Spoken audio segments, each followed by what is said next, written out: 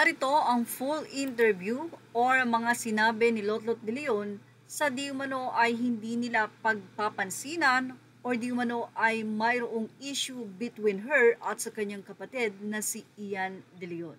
Actually, halos ayaw nga magkomento ni Lotlot dahil parang halatang may issue rin sila ni Ian talaga dahil sa mga hindi pag-present ni Ian sa mga okasyon nila. Say pa ng kwento ni Lotlot Leon sa isang interview, on and off siya eh. Saka September 5 buwan pa lang wala sa pamilya namin, di ba ang mami ko, Nora Honor, Mamita, and si Kuya Ricky Davao. 5 months, so work helps, the work helps keep me busy, helps kahit papano, at syempre pag mag-isa ka na lang, yon medyo sad, yan pa ang say ni Lotlot. Madalas daw silang nagkikitang magkakapatid sa mga okasyon ng kanilang pamilya, pero marami na nga ang nakahalata na tila wala at tila may tampuhan nga sila ni Ian. Say ni Lotlot, si Ian hindi ko nakikita eh. Medyo naaalangan pang pahayag ng aktres. Doon lang muna, yan pa ang kanyang naging pahayag. Ano, wala. The last time we spoke to him was when siguro a month, a half ago, yan ang sinabi niya. Yun na lang muna, basta hindi kami nakakapag-usap ngayon. Hindi kami nakakapag-usap. Ang lagi kong nakakausap si Mated, si Kiko, si Ken. Yan pa ang mariing pahayag ni Lotlot. Inaasikaso raw kasi ngayon ni Ian ang mga naiwang properties ng kanilang ina.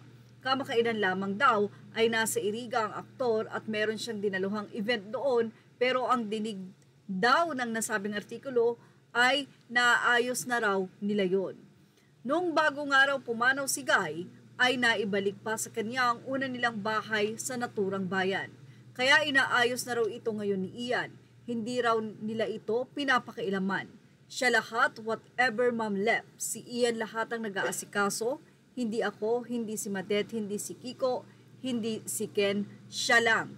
Yan ang madiin nagpapahayag ni Lotlot de Leon.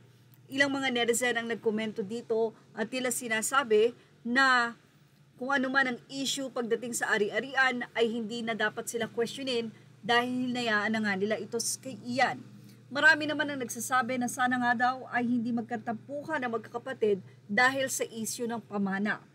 Yan ang naging pahayag at sana nga daw ay magmahalan ang mga ito.